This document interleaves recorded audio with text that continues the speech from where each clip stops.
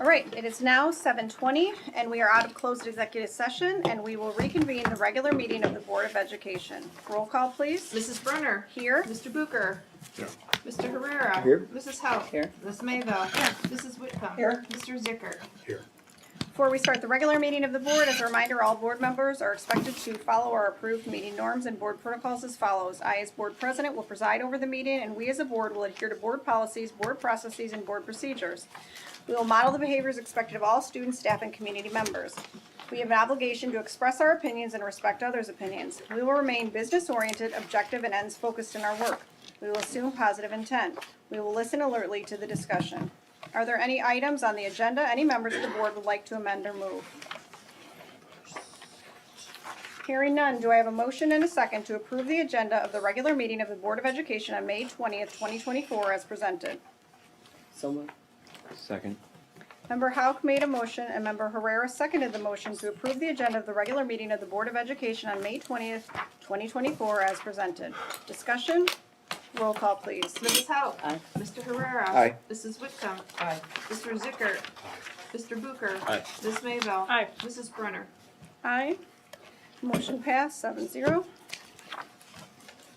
We don't have anybody else from student council. No. Okay, we are going to skip our student council reports. We do not have Belvedere High School here this evening, and we previously heard from Belvedere North. At this time, we'll take a moment of silence for the passing of Kayla Diaz, early childhood ESL teacher at Washington Academy and Caledonia Elementary School.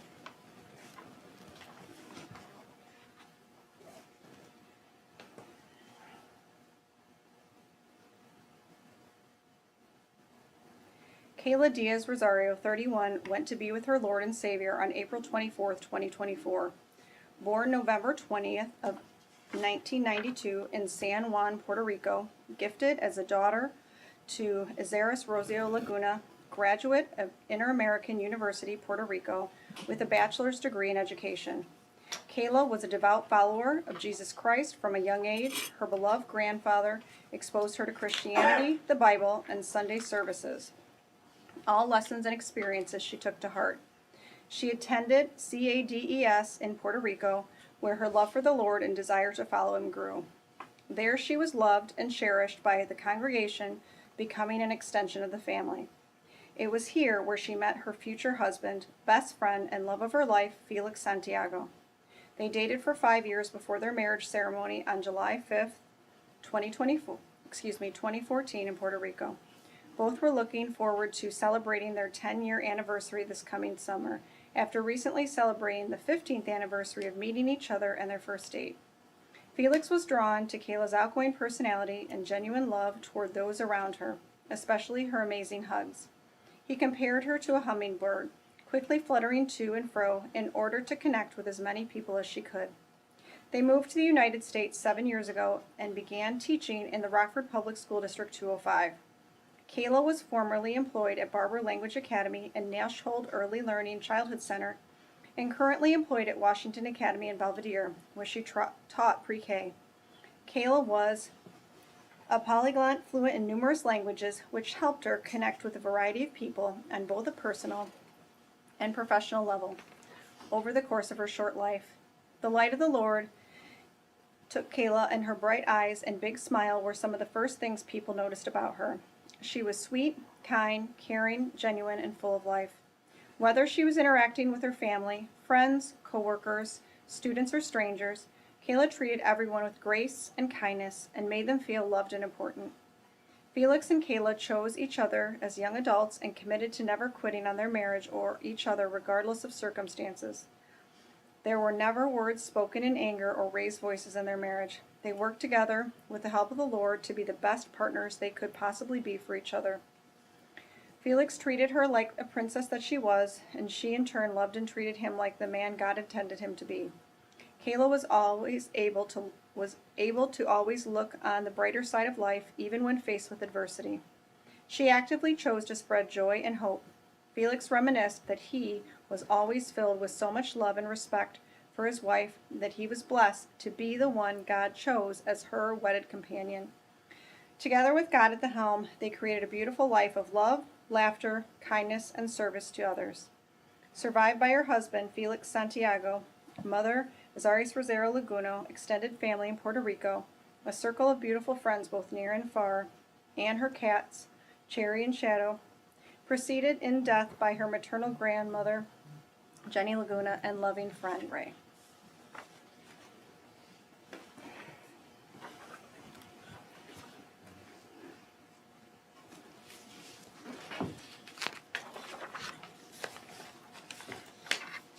At this time, we will hold a public hearing to waive limitations on administrative costs. The district may waive limitations imposed for administrative costs if administrative expenditures per pupil are in or below the 25th percentile for districts of the same type. This waiver must be renewed annually per section 17-1.5 of Illinois School Code. Is there anyone who would like to speak at the public hearing to waive limitations on administrative costs? Okay. Hearing none, the public hearing is now closed.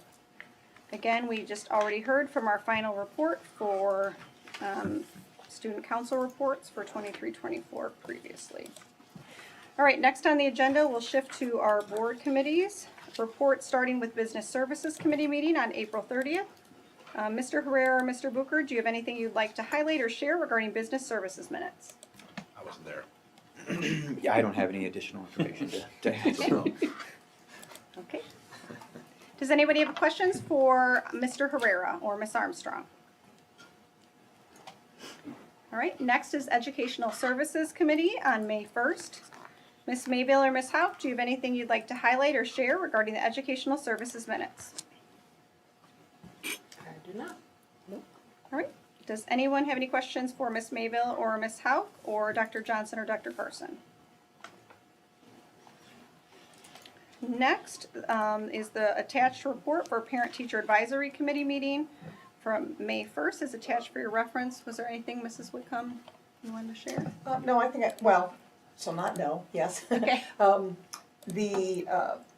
The discussion included decision to meet a little more frequently next year and to include a discussion of the student handbook at every meeting. So, because this year we're gonna kind of end having never really looked at the student handbook. And that's a pivotal function of that committee. No changes are yet available, so it's weren't yet available, but I think that will be a material difference in the way that committee functions. And then we also looked at, we had a discussion about, and I believe there's gonna be some opportunity to evaluate the ability to provide for individuals to participate remotely in committee meetings and have those routinely be made available to participate. Several parents are on the committee, but still picking their kids up at 5:30 or still getting their kid, still getting home from work and things like that, whereas, they might be able to participate and listen in on a meeting, so, there was some energy around the idea that that would be a material difference to the way those meetings function, but that it would allow for people, A, to participate whether they were on the committee or not, if they had something they wanted to weigh in on, and B, if they were on the committee, they could perhaps better capitalize on the ability to participate. Thank you. Any questions for Mrs. Whitcomb? All right. And lastly, Policy and Personnel from May 7th. Mr. Zickert, do you have anything you'd like to highlight or share regarding Policy and Personnel? No, I just think the two things two of them we'll talk about later, so I'm not gonna go over those, but the two that you may wanna look at are the request for therapy dog at North, and there was some discussion on, not that anybody was, I don't think anybody was against it, but looking at what about BHS and things like that, what about some of the other schools, so that was just look it over and then come to a conclusion on that. The other one was a proposal to at least somewhere down the, I'll learn how to speak, I apologize. The last one was a proposal to at least look at our policy or have a policy on CPAs and come up with maybe an opinion on that. And the other two we'll talk about later today anyway. Anybody have any questions for Mr. Zickert? All right. At this time, members of the public and employees of District 100 may make public comments. As a reminder, any person appearing before the board is expected to address the board only at the appropriate time and follow the directives of the board present to maintain order and decorum, identify oneself, limit comments to 3 minutes, and conduct oneself with respect and civility towards others, and otherwise abide by Board Policy 8:30, Visitors to and Conduct on School Property. First this evening, we have Wendy Taylor.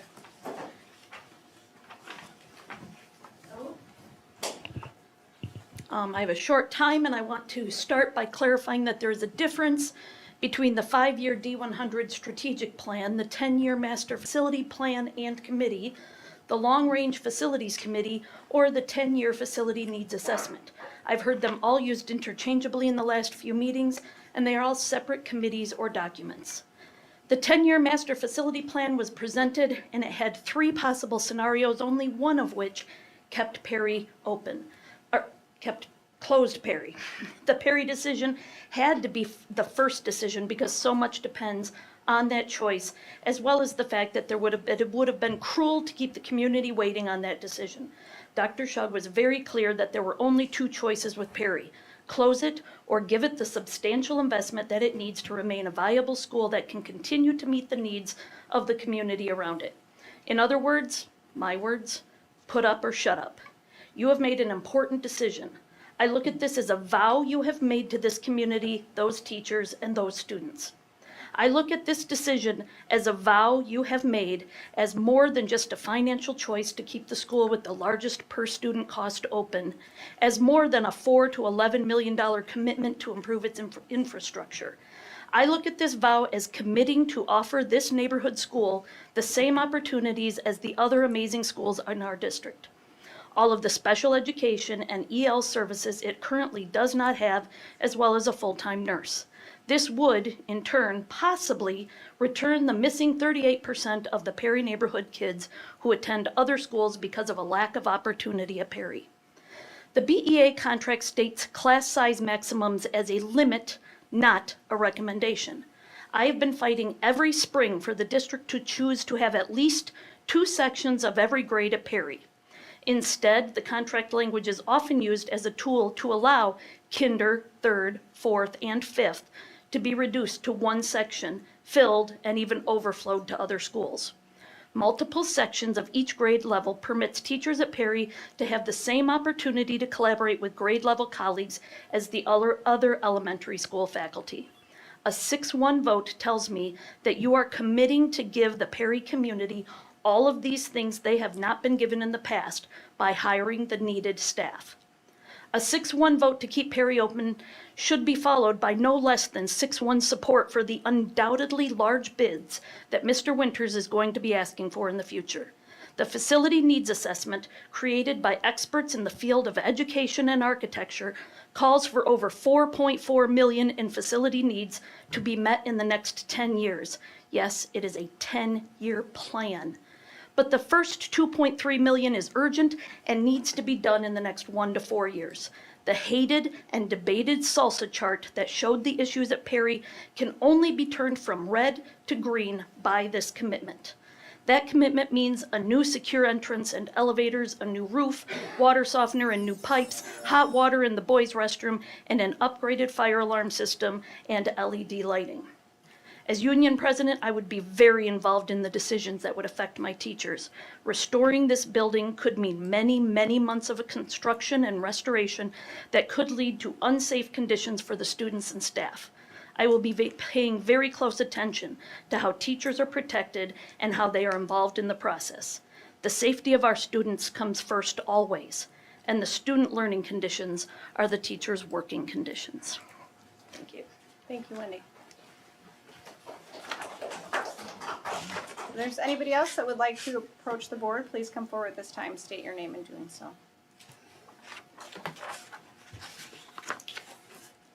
All right. Next on the agenda are the consent agenda items. Are there any items on the consent agenda any members of the board would like to take out for separate consideration? Hearing none, do I have a motion and a second to approve consent agenda items numbers 2 through 14 as presented? So moved. Second. Member Mayville made a motion and Member Herrera seconded the motion to approve the consent agenda items 2 through 14 as presented. Any discussion? Roll call, please. Ms. Mayville. Aye. Mr. Herrera. Aye. Mr. Booker. Aye. Mr. Zickert. Aye. Mrs. Whitcomb. Aye. Mrs. Haut. Aye. Mrs. Brenner. Aye. Motion passed 7-0.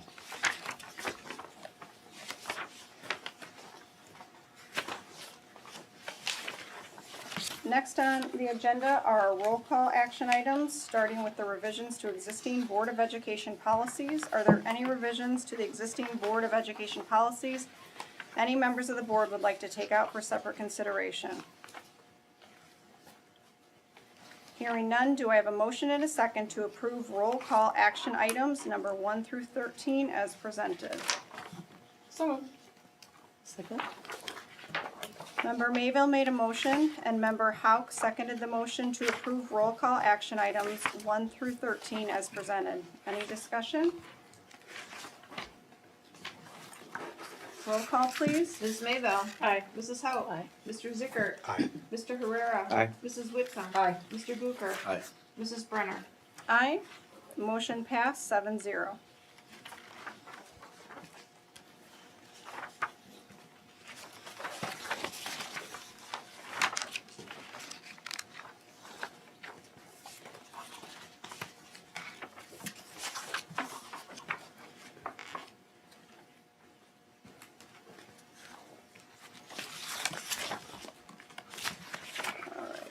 Next on the agenda, we have possible action to approve the 2024-25 administrative contract for Assistant Superintendent of Special Education.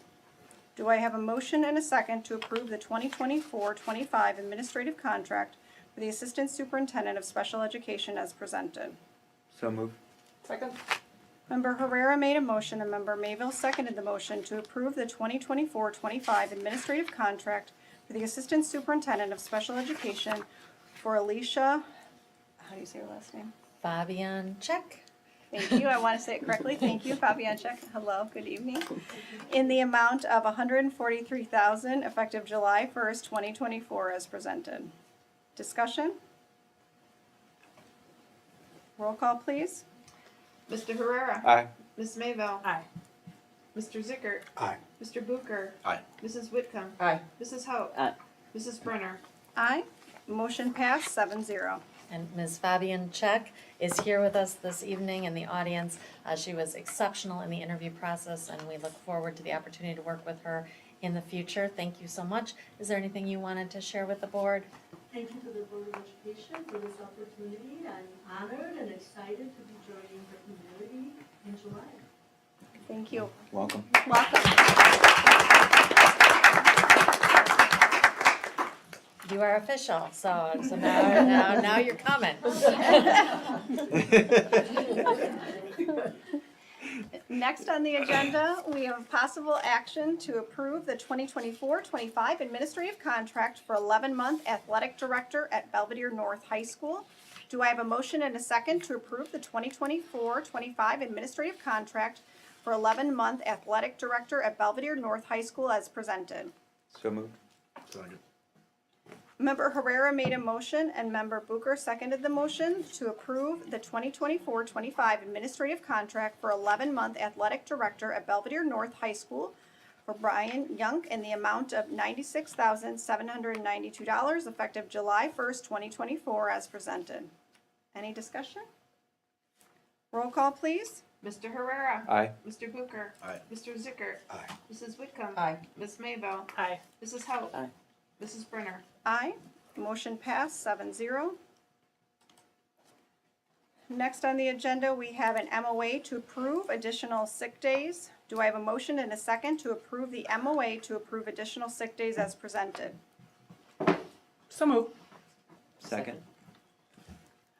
I'm going with Hauk. Okay, Member Mayville made a motion and Member Hauk seconded the motion to approve the MOA to approve additional sick days as presented. Discussion?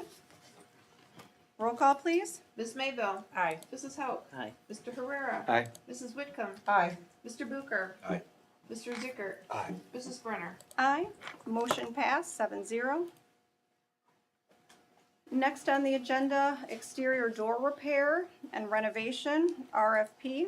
Do I have a motion and a second to approve exterior door repair and renovation, RFP, as presented? So moved. Second. Member Herrera made a motion and Member Mayville seconded the motion to approve the Joanne or Sean, how do you say the company's name correctly? Shostrom's, just like that, Shostrom's response for $793,923.98 as presented. Discussion? Does it, so I'm assuming this will all line up to anything we would do subsequently for, well, I shouldn't assume. Will this put us in the trajectory of what we would do with safe and secure entrances? Are we spending any money here that would be an immediate need, but would put us at a greater expense for what we think would be coming or being discussed in the future for safe It and is secure? aligned specifically with our facilities assessment. This Okay, is great. part of that three-legged stool. It is the access control, the making sure that all of our doors close and operate properly, and then security entrances. One of the things, what drove us to this was to make sure that every single door in the district functions properly, closes properly. So when students come in, the door, we know that this door closes behind them, locks. We do have some doors at some of our schools where the posts are no longer attached to the concrete, and the things go in and out, so, absolutely. So this is like you're saying, this is the step that has to be done before we do the further like secure entry essentially, Yes. but it's not like that we would be not undoing some of this as we move No. forward, okay. No, Thank this you. would be this would supplement that. Any further questions for Mr. Winters or discussion? Roll call, please. Mr. Herrera. Aye. Ms. Mayville. Aye. Mr. Zickert. Aye. I'm sorry. Aye, sorry. Mr. Booker. Aye. Mrs. Whitcomb. Aye. Mrs. Hout. Aye. Mrs. Brenner. Aye. Motion passed 7-0. Next on the agenda is regulatory basis engagement audit. Do I have a motion and a second to approve the regulatory basis engagement audit as presented? So moved. Second. Member Herrera made a motion and Member Mayville seconded the motion to engage Gorins and Associates to provide the district with an external audit of the fiscal year ending June 30, 2024 as presented. Discussion? Roll call, please. Mr. Herrera. Aye. Ms. Mayville. Aye. Mrs. Whitcomb. Aye. Mr. Zickert. Aye. Mr. Booker. Aye. Mrs. Hout. Aye. And Mrs. Brenner. Aye. Motion passed 7-0. Next on the agenda, transfer of interest. Do I have a motion and a second to approve the transfer of interest as presented? So moved. Second. Member Herrera made a motion and Member Mayville seconded the motion to approve the transfer of interest as presented. Discussion? Roll call, please. Mr. Herrera. Aye. Ms. Mayville. Aye. Mrs. Hout. Aye. Mr. Booker. Aye. Mr. Zickert. Aye. Mrs. Whitcomb. Aye. Mrs. Brenner. Aye. Motion passed 7-0. Next on the agenda, designation of individual to prepare tentative budget for FY '25. Do I have a motion and a second to approve the designation of individual to prepare tentative budget FY '25 as presented? So moved. Second. Member Herrera made a motion and Member Booker seconded the motion to approve the resolution designing Ms. Armstrong CFO as treasurer and as the individual to prepare the tentative budget for FY '25 as presented. Discussion? Roll call, please. Mr. Herrera. Aye. Mr. Booker. Aye. Mrs. Whitcomb. Aye. Ms. Mayville. Aye. Mr. Zickert. Aye. Mrs. Hout. Aye. Mrs. Brenner. Aye. Motion passed 7-0. Next on the agenda, resolution to waive limitations on administrative costs. Do I have a motion and a second to approve the resolution to waive limitations on administrative costs? So moved. Second. No. Member Mayville made a motion and Member Hauk seconded the motion to approve the resolution to waive limitations on administrative costs as presented. Discussion? Roll call, please. Ms. Mayville. Aye. Mrs. Hout. Aye. Mr. Zickert. No. Mr. Booker. No. Mrs. Whitcomb. No. Mr. Herrera. Aye. And Mrs. Brenner. Aye. Motion passed 4-3. Next on the agenda, the annual district and school improvement plans. Do I have a motion and a second to approve the annual district and school improvement plans as presented? So moved. Second. Member Mayville made a motion and Member Herrera seconded the motion to approve the annual district and school improvement plans as presented. Discussion? Roll call, please. Ms. Mayville. Aye. Mr. Herrera. Aye. Mrs. Hauk. Aye. Mr. Booker. Aye. Mr. Zickert. Aye. Mrs. Whitcomb. Aye. Mrs. Brenner. Aye. Motion passed 7-0.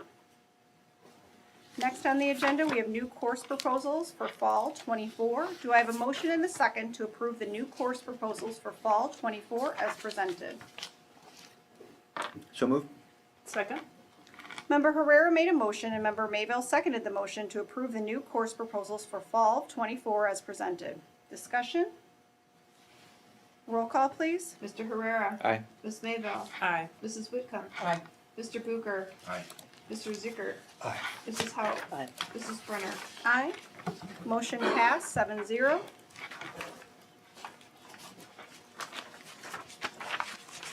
Next on the agenda, we have family and community partnerships.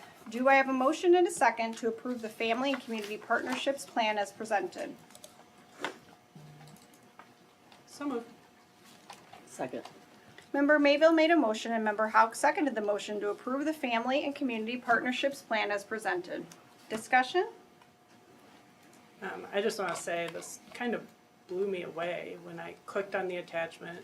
I expected a little one-page memo about how we were going to go about doing this, and we've got pages of measurable goals and an action plan development, and this is something else. So nice job, committee.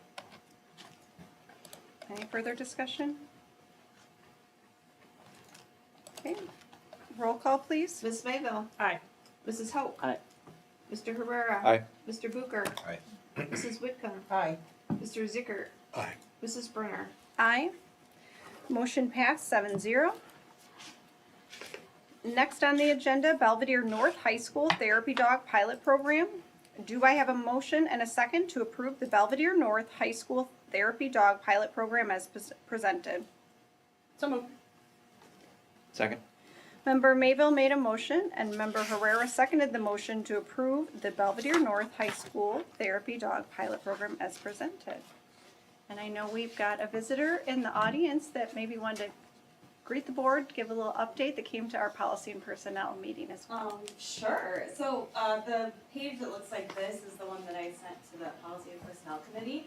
And based on some feedback that they gave me, they asked me to put a pilot together. So, and also an equity concern about VHS not having a dog was also brought up. So Shannon Rosinski would be the point person at VHS, I would be the point person at North, and we did a meeting last week with one of the C4C founders, and we met to talk about what would a pilot look like, sharing between two buildings, things that we need to like take into consideration, be handlers at both buildings, as well as like the age and the capacity of the dog. I put a little bio in there for you.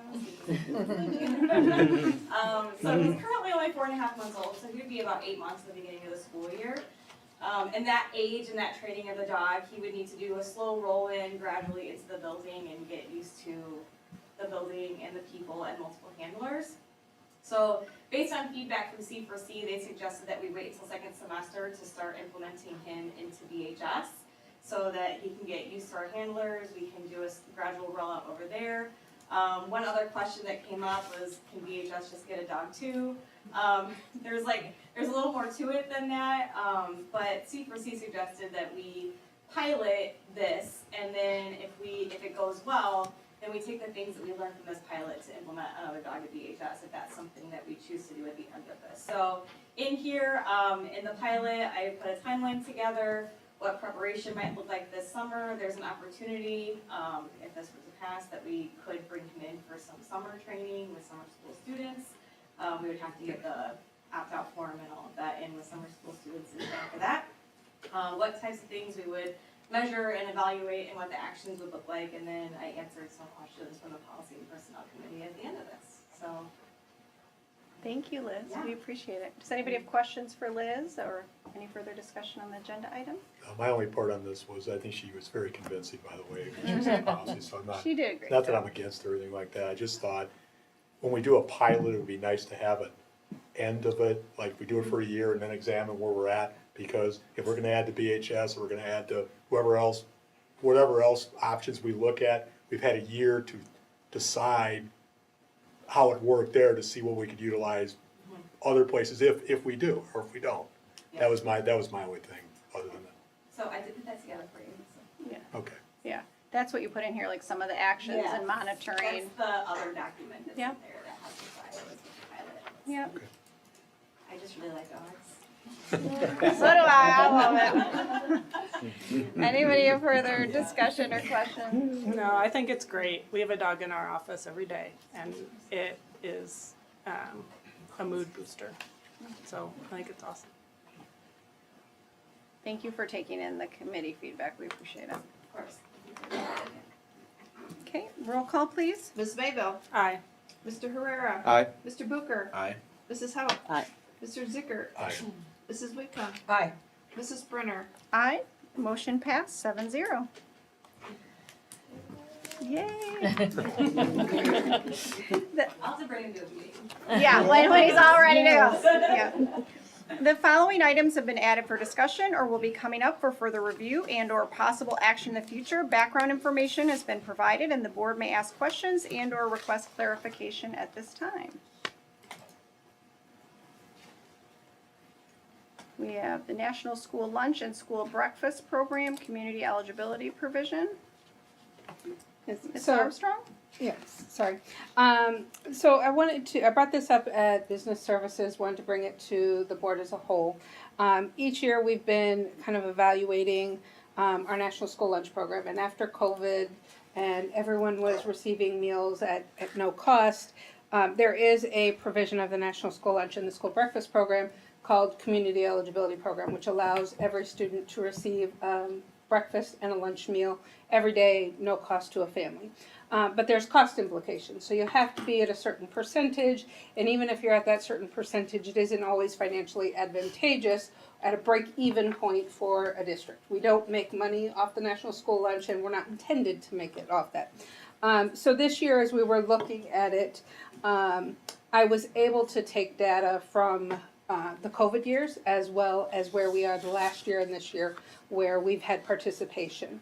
And we have definitely seen participation wane since we went back to having people pay for the meals. In the break-even point, and I've kind of attached all the documents that go with it, but pre-COVID, or during COVID at times, we were serving almost 466,000 meals in a year period. And when I'm looking at that time period, and we had about 104 lunch meals in the month of, I think I was looking at March. And so that's what we served when we were serving every student. Now those numbers reduced last year to 25,780 for breakfast and 68,694 for lunch. And this year for March, we went down even further to 25,134 and 63,620. So we're seeing that economic hit of people not being able to necessarily have the access to the food with that side. If we saw a 20% increase in breakfast meal participation, which would just bring our meals up to 30,000, nowhere near what we were serving during the COVID timeframe, and a 10% increase in lunch participation, again, only taking that to 69.9 in lunch meals, we would be at that break-even point. The other consideration is what we have to take into effect that we're not collecting, those uncollected lunch balances. So currently at this point of this year, we already have 197,500 and a few dollars that are outstanding in negative lunch balances, where our current active students, that is 1,249 accounts that are in negative status. I feel very comfortable that participation would increase and make this advantageous, and I don't say advantageous as financially advantageous, but break even where the district would not take a loss in their lunch program by offering the CEP program.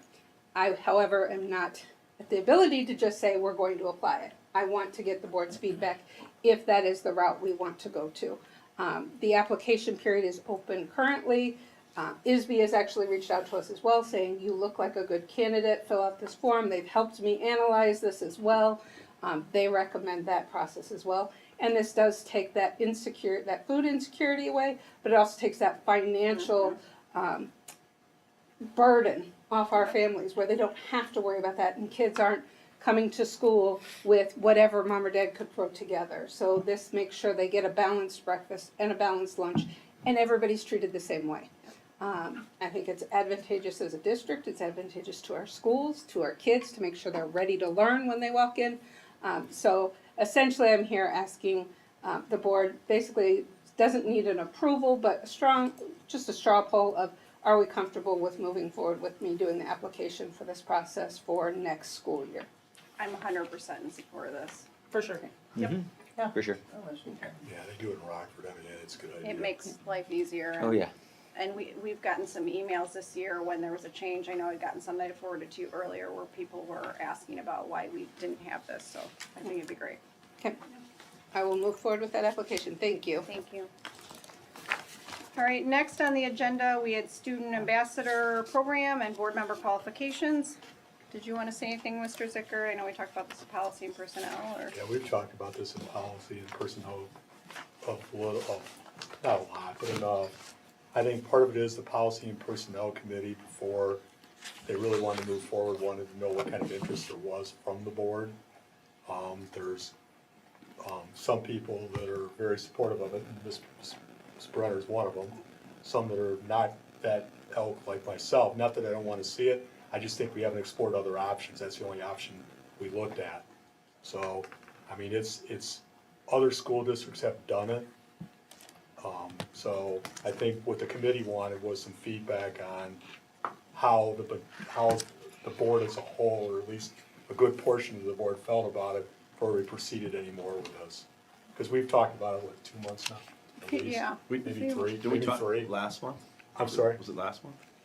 We talked about it, right? We talked about this Yeah. at the last board Yeah. meeting, yeah, I mean, or not the last Because- board, I'm sorry, the last policy committee meeting, I'm sorry. Yeah, we 'Cause I talked thought- about the last policy committee meeting. Okay. Because I thought we talked about there was maybe some other things we could do too, like with it, or that would be even better. So, You know, where the board members would even go and meet with the representations from the school or something. You know, I don't know. Did we look at it? We didn't look at any of the other options, or no?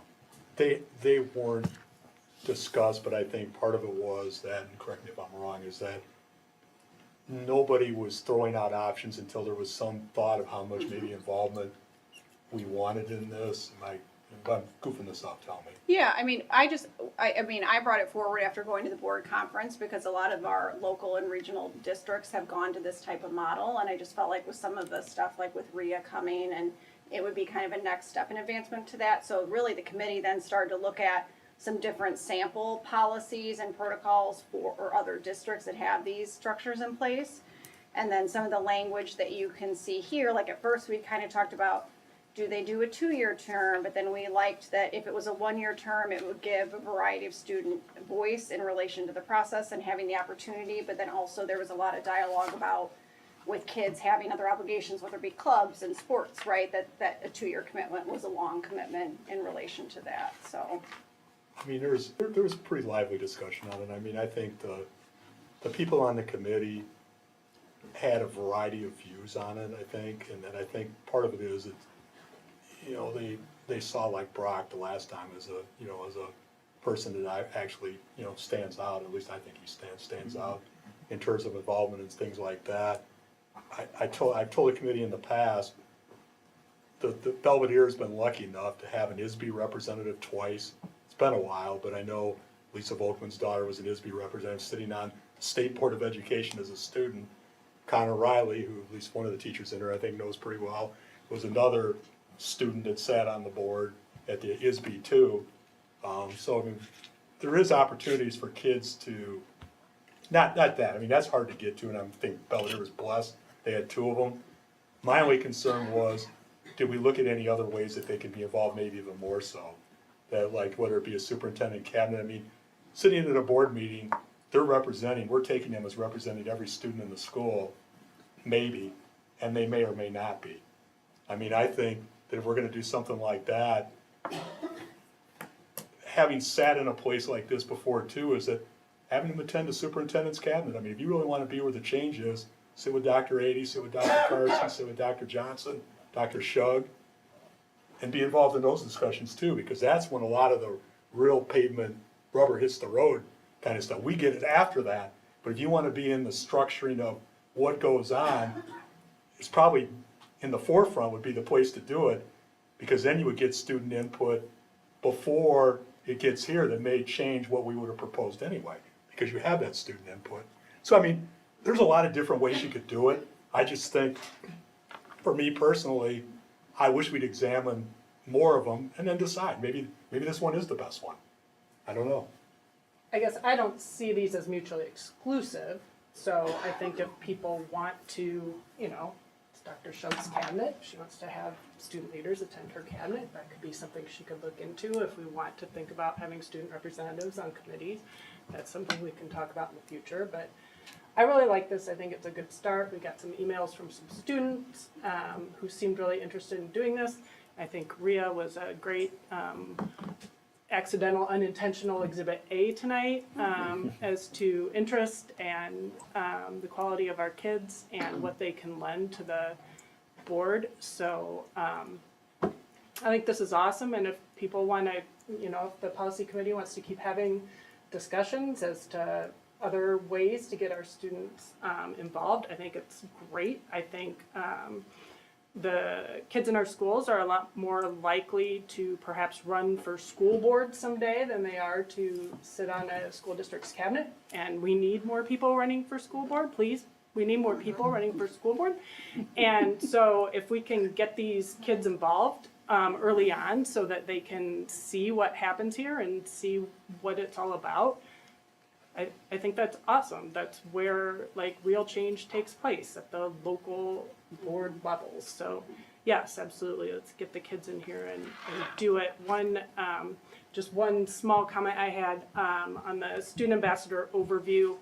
It says the ambassador will be selected by the BOE through an application and interview process. I don't know if I know when we have a vacancy on the board, we can interview those candidates in closed session. I don't know that there's a procedure for interviewing these kids in closed session. So that would just be something, I think if not, I'd rather have just a couple board members interview them so that we don't have to do it in open session. Yeah, and even some of the districts, I think it was just like, I mean, this is how this example was worded, but where just like the administrative team did that and then Yeah. brought those people to the board And instead of that us would be being a fine. part I of it. just wanted to make sure, I mean, I don't think anyone's intention was to put the kids through a interview process in an open meeting. No. But that's what would have to happen, I think, if the full board was gonna interview. So. No.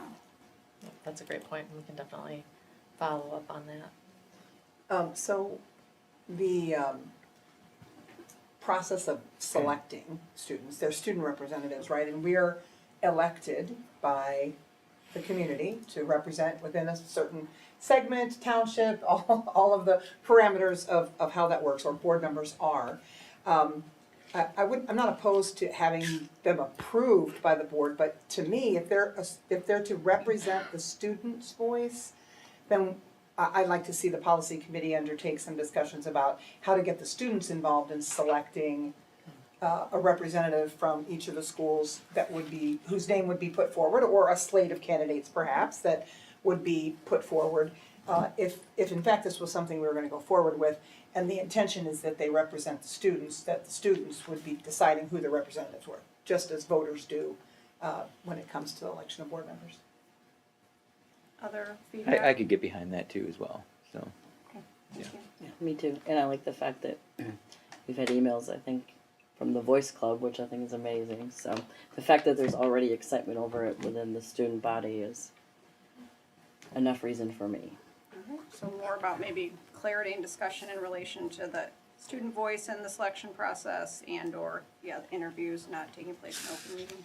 I think the other thing that needs to be discussed too is the number, because, I mean, not, I don't have a number in mind or anything like that, but I mean, is it gonna be a requirement that there has to be one for BHS and one for North, or does it not I matter? think we said that. You can have whatever you with the want. intention of having both sides, I think that's important to represent it, but And it could be someone from Everest, and that would, then they would represent their home school, was what we had talked about. So 2 representatives, 1 from each high school, with Everest having the potential of being represented should they want to engage in the process. But they wouldn't have their own representative. Correct, that's how it's currently stated. We'd I have wouldn't one mind for that. North, But we one could for do that too. VHS. Especially if the down, I mean, again, this is, policies don't get rewritten every year, but it might, perhaps exploration could be given to the idea that Everest could be provided their own voice, and their own representative voice, and that mindset, with that eye toward the possible expansion of Yep. Everest at some point in time. Yeah. I do like I that think it would be approach. really hard if we had a student component of, not hard, could potentially be a barrier for a student at Everest to be, The, in some VHS way rep or elected, something, quote yeah. unquote, or supported, or whose name could be put forward. And they're there at Everest and they don't really have opportunity to have daily interaction with those other Right, kids, because so. we do want I them, mean- like what you're saying, to like go get feedback. If we have a topic, say, hey, go and get feedback from your They are peers in their own relation school. to this, right? They are their own school, so. I would like some thought given to some sort of process that is not just a straight election of a student from the individual high schools. I can envision some issues with that, so I'm Yeah. fine if there's discussion about, if there's a mechanism where the students at the schools have some input as to who their representative is, but perhaps with final administrative approval at that school or some such mechanism. Thank you. Definitely do that, and just to go back, Ms. Whitcomb, to your point, the policy is written more generally, and then the actual overview there Yeah, gives the us the opportunity to update it as we see fit. So if we wanted to change it for Everest or whatnot, we wouldn't necessarily have to revise the policy only allows us to do it, and then the overview gives us the detail, intentionally, so that we have flexibility to make those changes as the board would like them to be made. All right. Next, also under board discussion, we have upcoming contract renewals and reports are provided for your reference. Any questions for Dr. Shug in relation to that?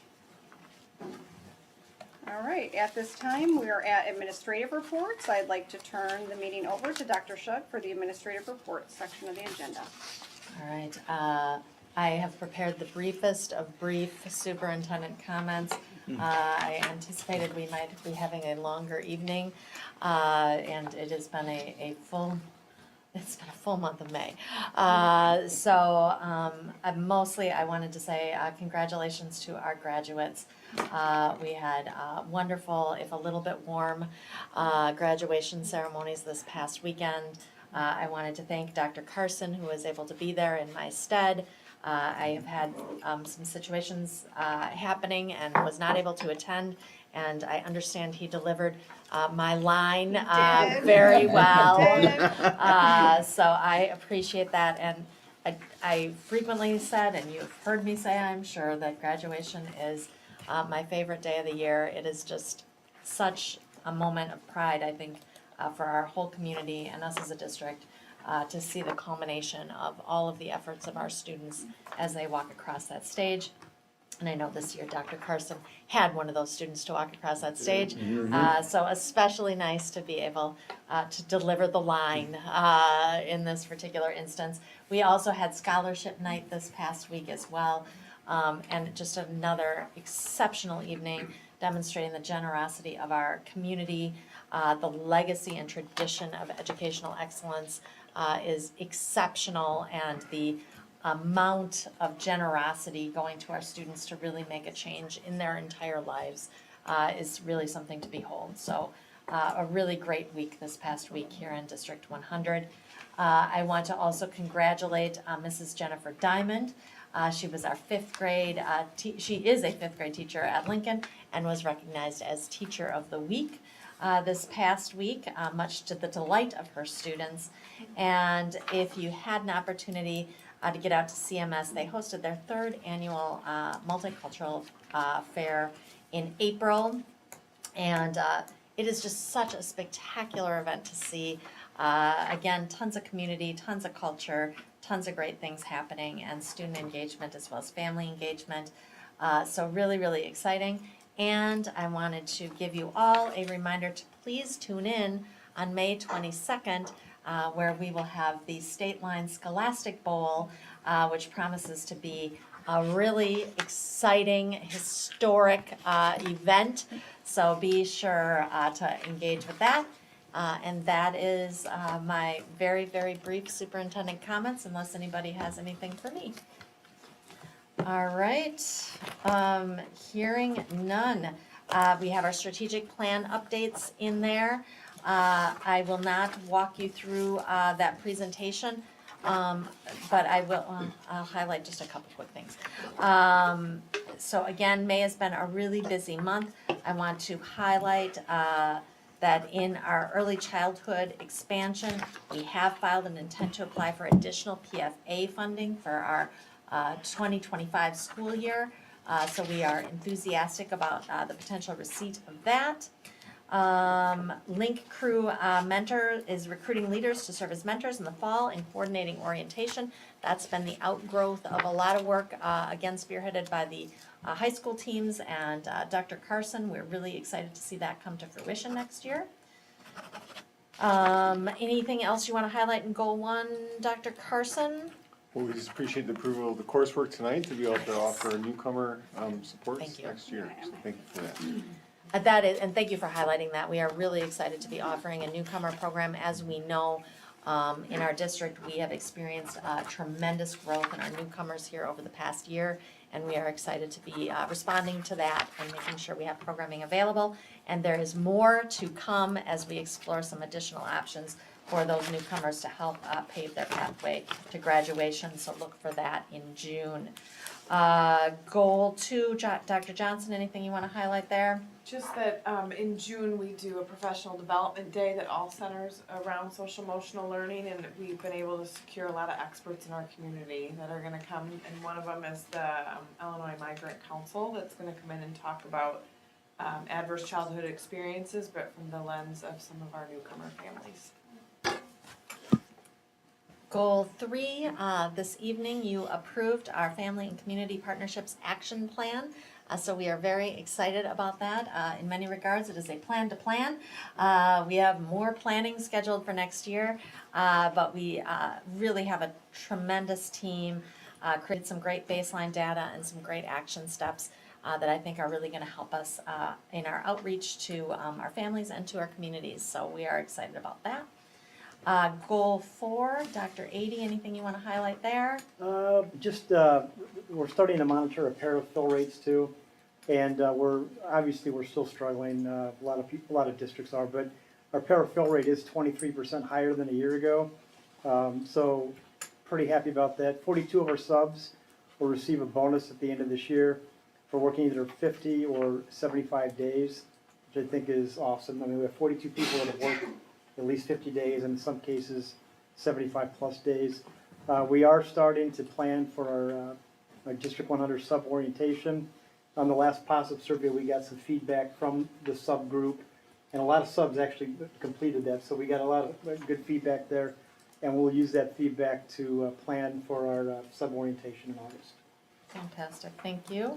And finally, Goal 5, and tonight we took some action on the next steps regarding our facilities master plan. So that's going to help us to determine our next steps. I know Mr. Herrera has asked us to convene a special board meeting, so we will talk about that. And I think that Board Member Mayville has requested that we look at potentially a committee of the whole. So we'll take all of that feedback into consideration as we look at exploring next steps around that board feedback and where we need to go next for our facilities master plan. So I think it's exciting that we are at the beginning of some really, really important work. And that brings me to the end of our strategic plan updates. Any questions on strategic plan updates? Next in admin reports, you'll see the Foundation for Excellence in Education grant recipients. Super excited. I know I saw Ms. Stuckey here in the audience, and she is a recipient.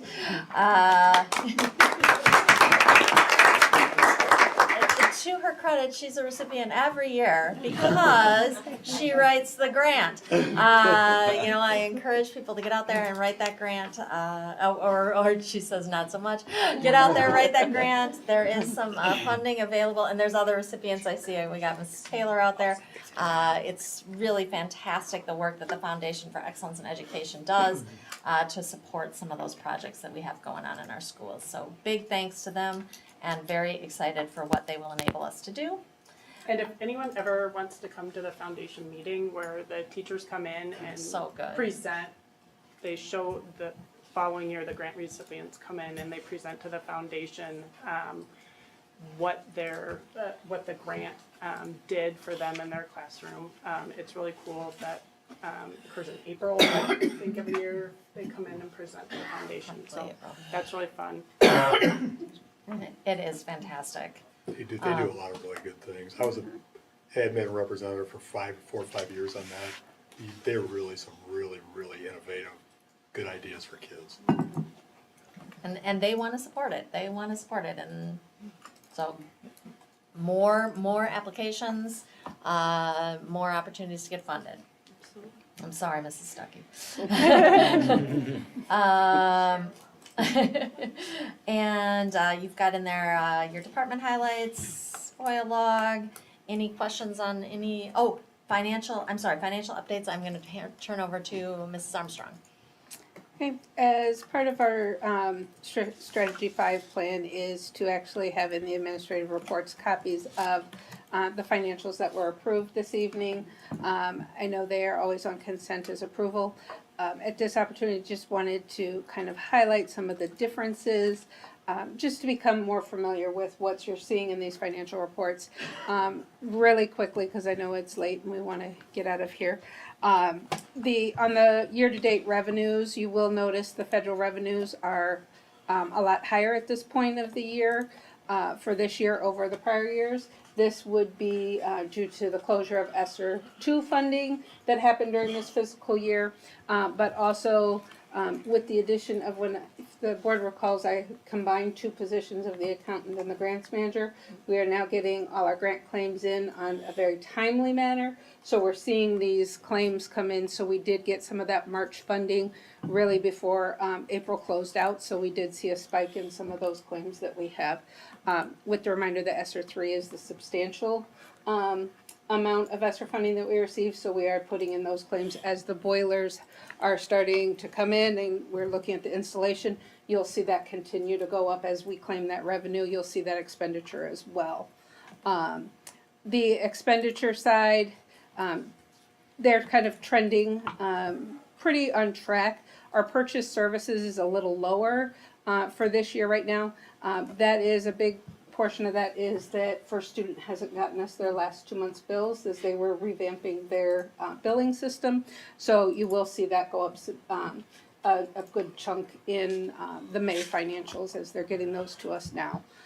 But as we've transitioned into Skyward, you're seeing the reporting will start looking more routine and basis as you had with the administrative cost report where things were not necessarily classified the right way in prior years. Now they're being in that place. We're going to start seeing these more accurate trends of what we see happening each year, and where those salaries, where those benefits, where the purchase services and those excess costs are coming from. We'll start seeing that in these trend lines. The next 2 are just the revenues and expenditures for this month at that point in time.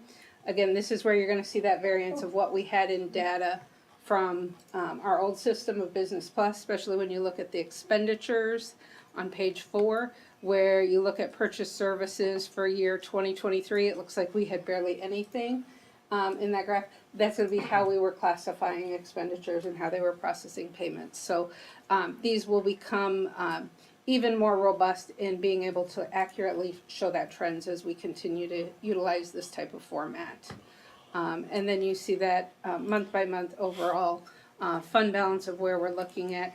Again, I remind everybody, this is all a moment in time where you get your tax payments, but also April is the time where we do our purchasing cutoff. So we've got a lot of orders coming in that haven't gotten paid for. So you're gonna see that end of year purchasing and things coming in that will be reflected in our May and June financial reports. So I welcome anybody that have questions on this to reach out to me.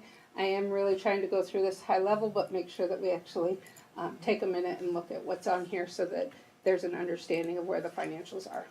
So, thank you for the opportunity.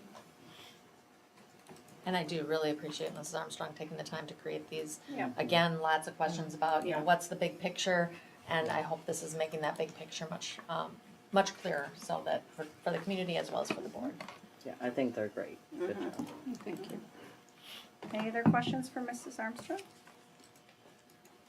And then that does conclude administrative reports. All right. At this time, the board will go back into closed executive session and no action will be taken.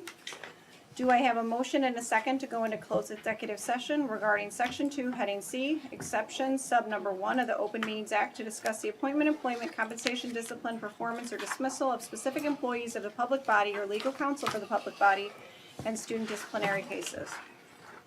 Second? Member Mayville made a motion and Member Herrera seconded the motion to go into executive closed session. Roll call, please. Ms. Mayville. Aye. Mr. Herrera. Aye. Mr. Booker. Aye. Mrs. Haut. Aye. Mrs. Whitcomb. Aye. Mr. Zickert. Aye. Mrs. Brenner. Aye.